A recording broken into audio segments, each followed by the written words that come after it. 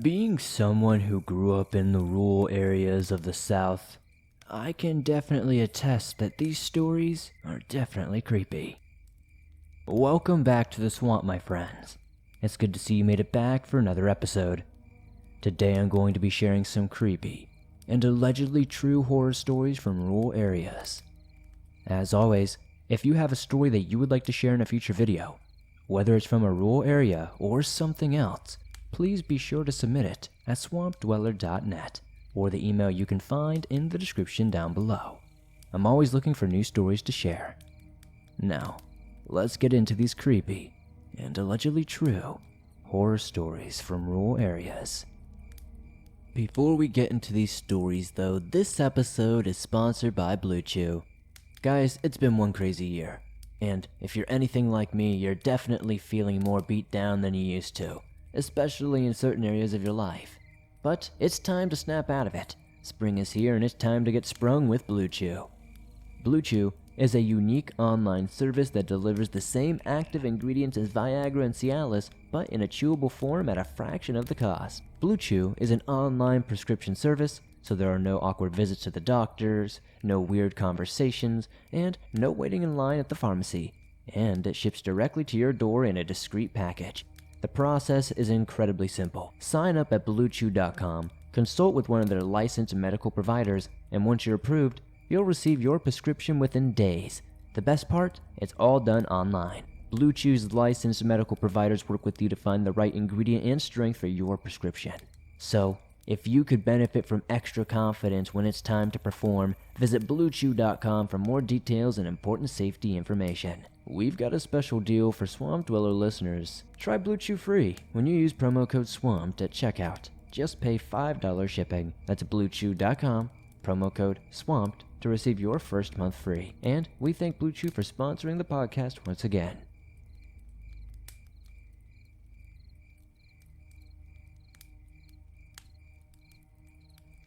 The memory of this stormy night still sends chills up my spine to this day, and goes to show that you cannot trust anyone, no matter how much you think you know about them.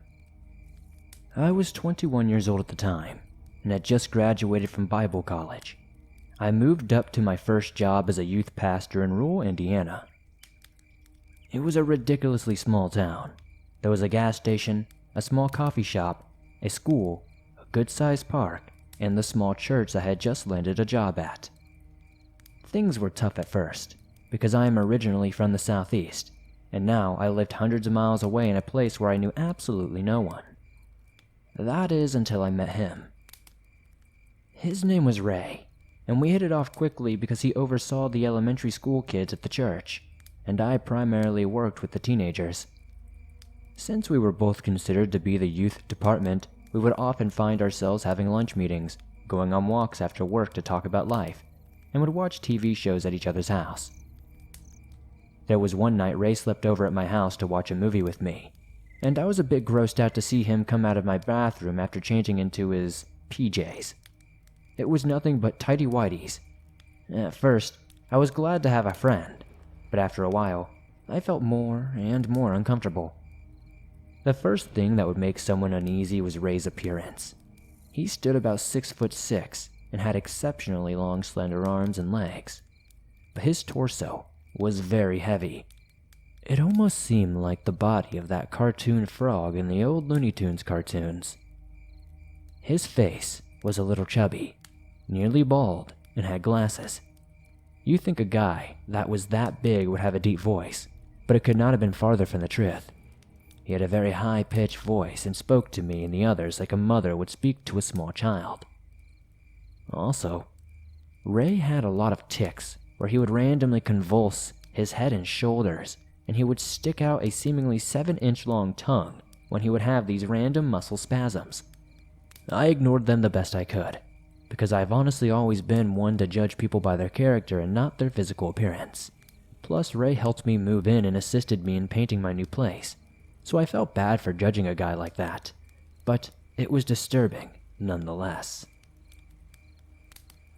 Even though his appearance and tics made me feel weird, it was his weird obsession with me that really made my heart sink.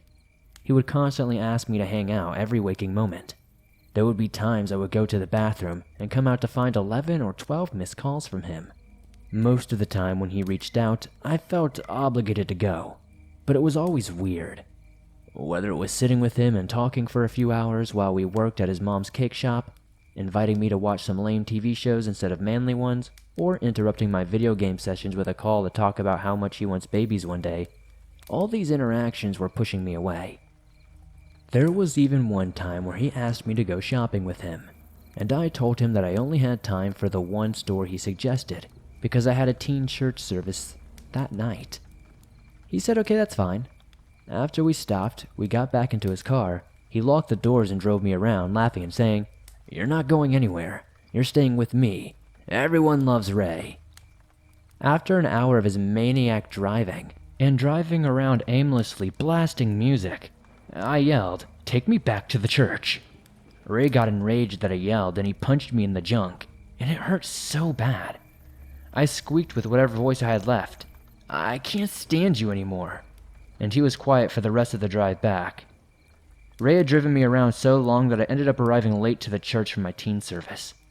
To make things even worse, there were a bunch of angry parents who had been waiting to drop off their students for nearly 45 minutes. At that moment, I knew I was done. I had had enough. The next time Ray asked me to do something, I told him I could not.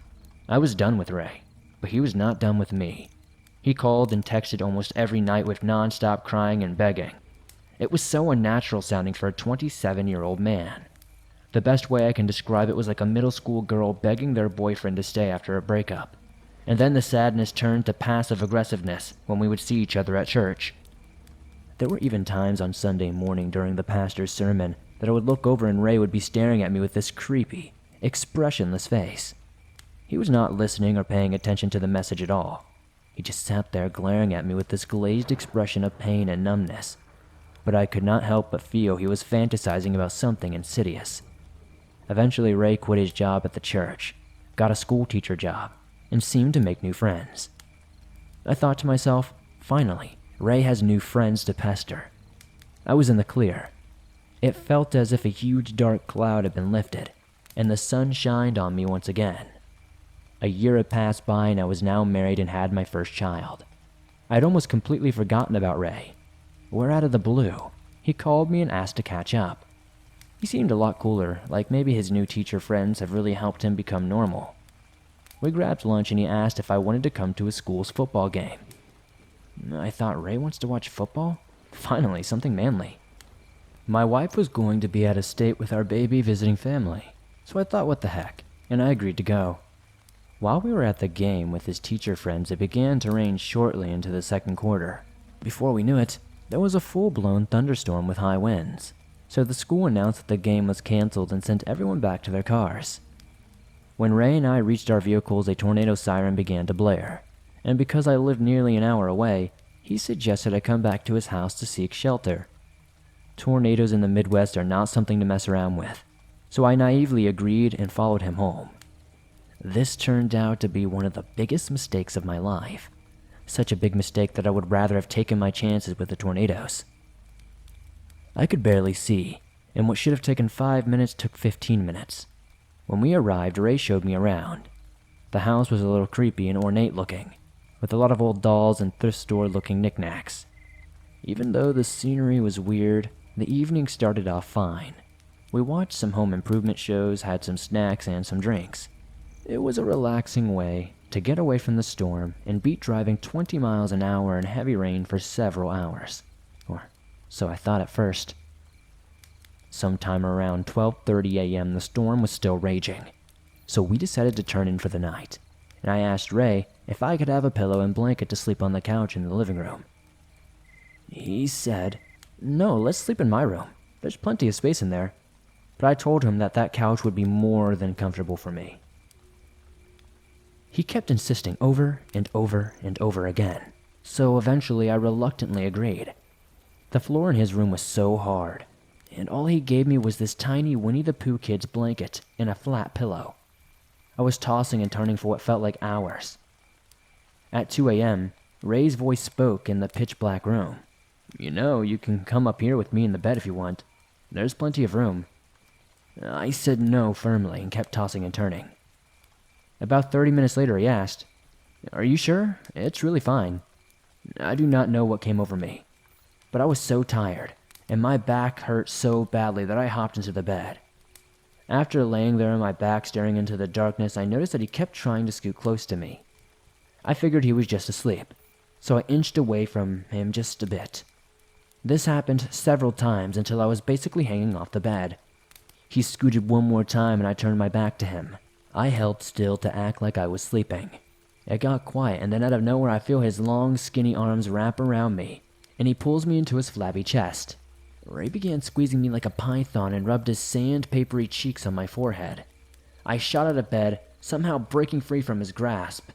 I grabbed my pillow and blanket and laid on the couch after flushing the toilet to play it off like I had to go to the restroom. I was counting down the seconds until the storm ended, so I made my mad dash to the car and got the hell out of there. My mind was racing as I thought about what the hell just happened in there. I was so repulsed by what Ray did to me, and I felt filthy for even being in the same vicinity of his bed. I lay there on the sofa beside the sliding glass doors in the pitch-black living room. There is absolutely zero light except for the occasional flash of lightning, and the sound of the downpour and thunder was deafening. This is the moment that still gives me chills and nightmares to this day. As I lay there, staring into the pitch blackness, back facing the window, so I could watch towards Ray's room, the lightning flashed and I about soiled myself. I kid you not. I see the black silhouette of Ray standing in the doorway. A few minutes passed by and me frozen like a statue, and my heart felt like it was going to beat out of my chest. I just stood there staring back. I had to act like I was asleep. I could not even move a muscle. My eyes would refuse to close, though. The lightning flashed a second time, and I almost passed out to the sight I can only describe as a fat, slender man that suddenly appeared right above me. My blood ran cold, holding my breath as he bent down with this weird lullaby he was humming. He sniffed my hair and smiled with a little chuckle and went back to his room, whispering to himself, "I'll see you again." That was the biggest nope in my entire life. As soon as I heard his door shut, I sprang up in an instant, ran down the stairs into the basement, out the back door, and sprinted to my car through the pouring rain. The hairs on the back of my neck stood up as I felt like he was right behind me, as if his long arms could wrap around me at any moment. As I tried to crank the car, I could not get it to start. I fiddled with my keys too much and locked up the steering wheel until I heard the sound of the engine firing up. As I looked up the drive, where he was once again, standing in the back doorway like Slender Man. I've never driven so fast in my life. My wife and I moved away to work at a larger church in the city, and things have been a lot less eventful, thank God. He even tried to call several times before we moved away, but I never answered. Eventually the calls and texts stopped, and I have never spoken to Ray again. I do not know why I was so naive. I guess I just always try to see the best in people, but I cannot help but wonder what Ray would have done if I fell asleep in his house. Maybe that's what he was thinking about when he stared at me in the church those days before he left. It just goes to show that you can never trust someone, even if you think you understand them fully. Be careful out there. Watch out for predators, because they come from the places you would least expect them.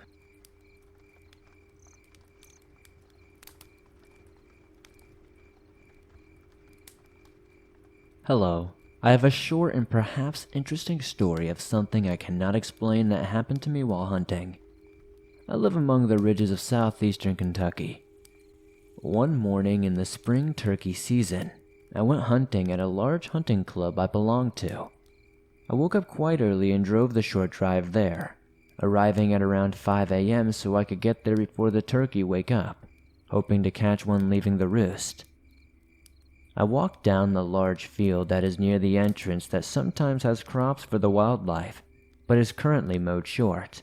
From a perspective, it is a very rural area. From the ridge top adjacent to this field in one direction, town is about 5 miles away, and on the other, there are tree-covered ridges as far as you can see. So, hoping to catch some turkey going to this field or the nearby pond, I sit at the edge of this field, in near complete darkness with my Remington 1187 shotgun in my lap. I sit here for probably about 30 minutes when I hear something approaching on the opposite edge where the field ends. which is probably no more than only 25 yards away. I can see the silhouette of something walking through the brambles. It is a four-legged and stocky-looking thing, probably 1.5 to 2.5 feet at the shoulder. It does not look like anything native to Kentucky, but I just sit there and try to make it out. After just a few seconds of mulling about, it disappears quietly back into the briar patch from where it came. Then I see 3 or 4 small shapes running around in the field, almost like they're playing. I thought they were rabbits or something at first, based on their size.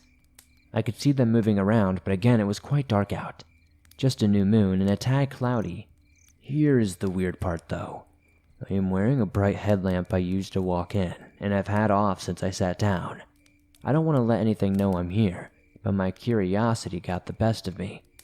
I look at the little shapes, reach up and turn on my headlamp, and there is nothing there. Weird.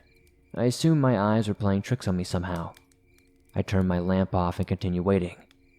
A few minutes would go by, maybe about 5, and there they are again.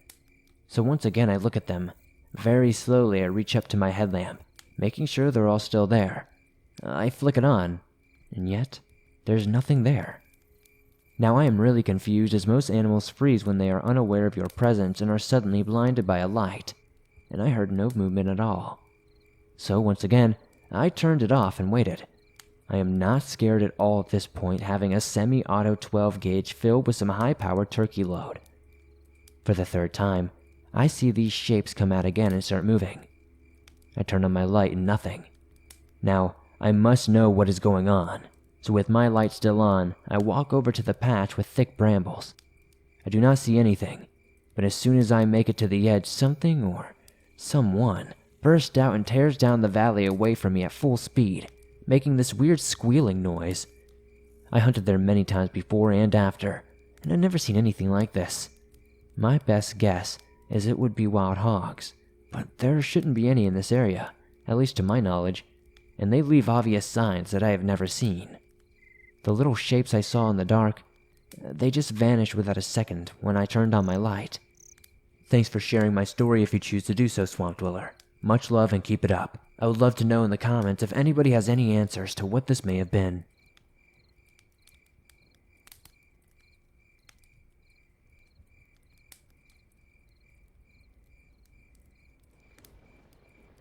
Hey Swamp Dweller, I do not have much of a story but a handful of experiences. I am in my late 20s now, and I have lived my whole life in the Midwest. Living in the Midwest is not that bad, but there are some times that I have felt very creeped out. When I let my dogs out in the middle of the night, somewhere between 2 and 4 a.m., there are some nights that there is just absolutely no sound at all. No wind, no insect noises, no bats flying around, and no cars driving on one of the highways a few miles away. During these nights I feel my fight or flight kick up a bit, which is hard to do when you're trying to get your dogs to go to the bathroom, and they just stand in one spot sniffing the ground. I have heard before that when everything is quiet around you, there is a predator nearby. So on these nights, I try to be as silent as I can, while still hurrying my dogs to do their business. Sometimes it happens on a trash night, so I am taking it down to the curb. I am trying to hurry as much as I can as I live across from a field, and while I do not hear anything coming from the field, I try not to have my back to it for too long.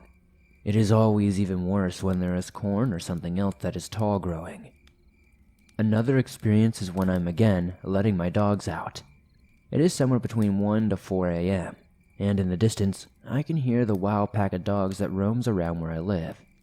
I hate hearing them as it pulls at my heart, both with fear of them and concern for them. My dad always said when I mentioned them that they will not come near here. For some extra context, we do not live in the full country, but we do not live in the city or suburbs either. It's a pretty rural area. My dogs like to bark at everything they hear when we go out, so I always worried about how this might attract the wild pack when they are roaming closer to us than normal. There have been a handful of times when I have taken my dogs out, and as they go about their business I stare at the sky. A handful of these times, I have noticed a light in the sky that flashes very slowly. I know that this is not one of those towers with the lights that blink on and off. For one, the light is way too high, like an airplane high. I also know that it's not an airplane or a helicopter, as there is no noise accompanying it. Plus, an airplane has 3 lights that all blink with a certain tempo. I know it is probably a far-off star or something. The odd thing to me is how entrancing it was. This light blinked like it had a slow pulse. These are my experiences. They may not be in-your-face scary, but in the abstract, they were at the very least creepy. Swamp Dweller, if you read these experiences, thank you so much. Everyone should remember, if it suddenly gets quiet around you, you might not be alone.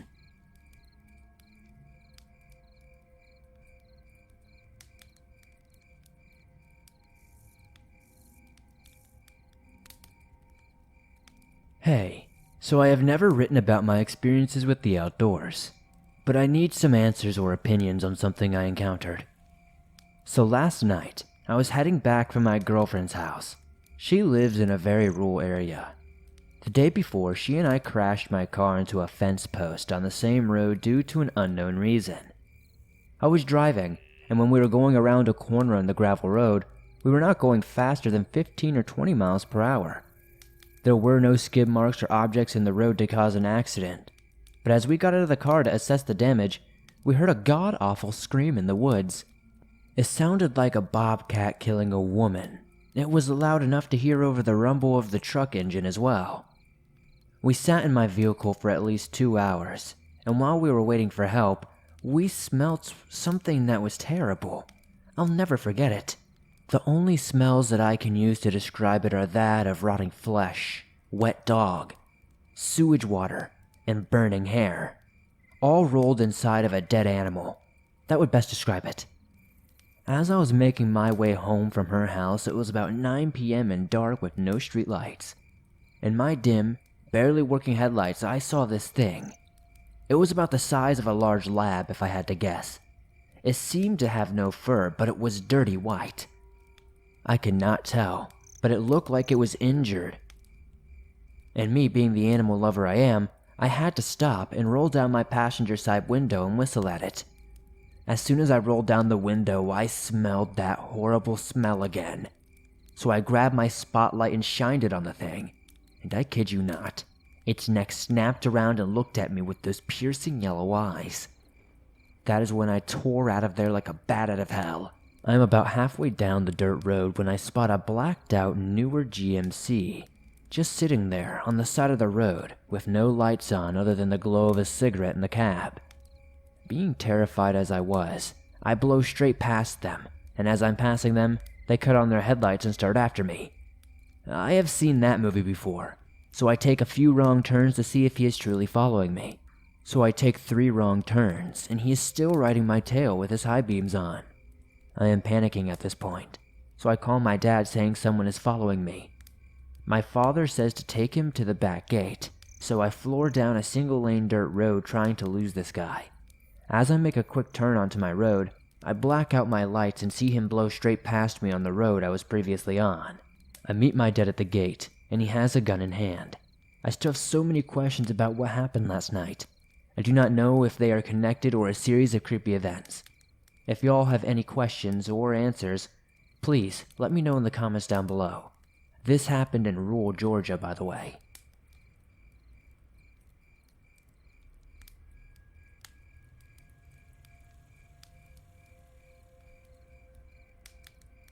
I am a 30-year-old teacher teaching in a rural area, and by rural, I mean somewhere in the middle of a dense jungle.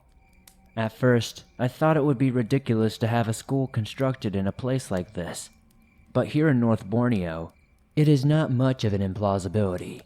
My story consists of a 2-part anecdote. I came from my ancestors who were believed to practice witchcraft, so it might have been exceptionally long ago, but people still follow their ancestors to this day. These people were called Babolian.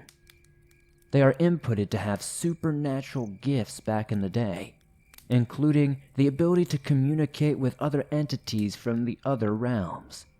Mind you, this happened before religions were introduced in our place. However, these gifts, or what some people call the curse, were passed through generations, and although we are not much talked about these days, they still could be observed here and there within our family. My siblings, of course, were the chosen ones. My earliest encounter with supernatural entities could be traced back to when I was living with my grandparents. Since we lived in a low socio-economic state, my parents had to burn the midnight oil grinding stone just to provide for us. We then had to be taken care of by our grandparents, who built a small hut on their farm to live at. I remembered the moon was full during this one night, and all of us had to put ourselves into the slumberland.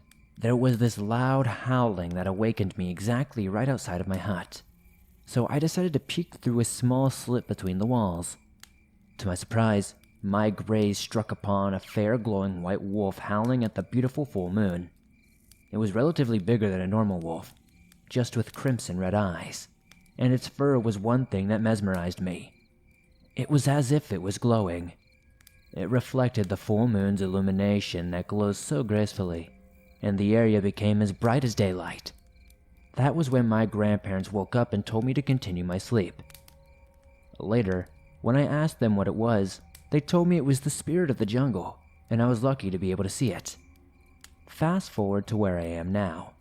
My ability to sense and see things other people could not have long been addressed by myself.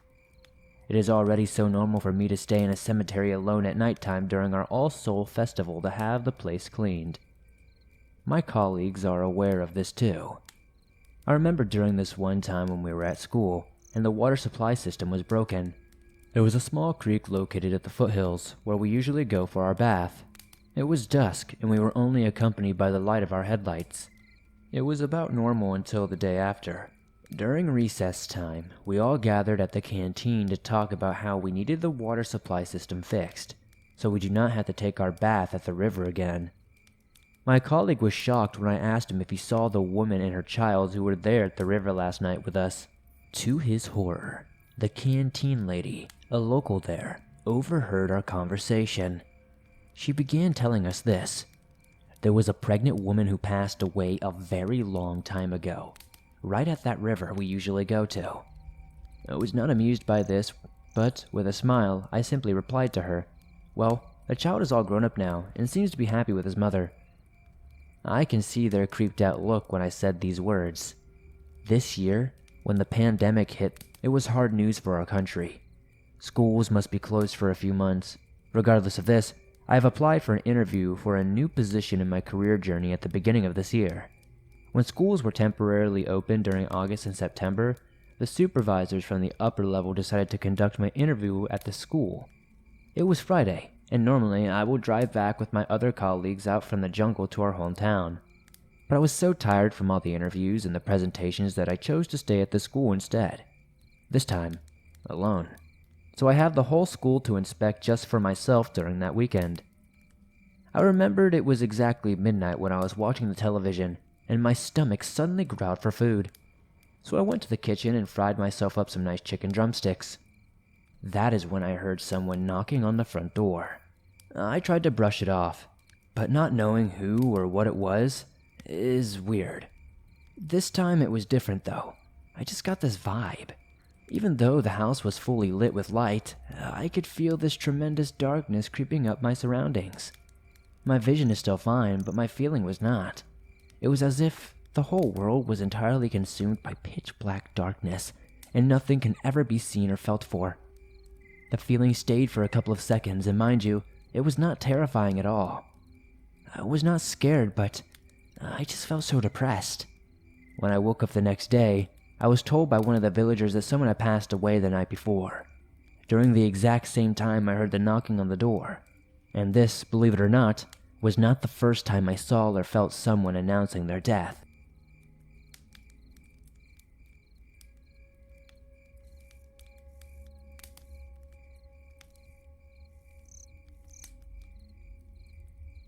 Thanks for listening to these creepy and allegedly true horror stories from rural areas. If you enjoyed these stories, please hit that like button as it helps me out a ton. The more likes this video gets, the more YouTube promotes it in the algorithm. If you're listening to this on iTunes or another podcast platform, please give this a 5-star rating as it helps me out a ton over there. If you're new to the swamp, why not join us? Hit that subscribe button and turn on notifications to never miss a new episode, as I upload them almost every single day, and all things natural and supernatural. If you guys have a story that you would like to share in a future video, whether it's from a rural area or something else, be sure to submit it at swampdweller.net or the email you can find in the description down below. I'd love to share your story with everyone here in the swamp. It's stories like yours that truly help keep this show going on a daily basis. If you're on the go, but don't have YouTube Premium, but still want to listen to your favorite Swamp Dweller scary stories wherever you go, you can download them absolutely free from iTunes, Spotify, Stitcher Radio, and just about everywhere else you find your favorite podcast online. And it's free. If you guys would like to support the swamp outside of hitting that like button, giving us a 5-star rating on iTunes, and subscribing, maybe check out the merch store. I have everything from t-shirts, face masks, hoodies, and more. I'd love to see you guys wearing some cool swamp threads. I'd love to know in the comments down below what story was your favorite tonight, and I'll see you guys soon with another creepy video.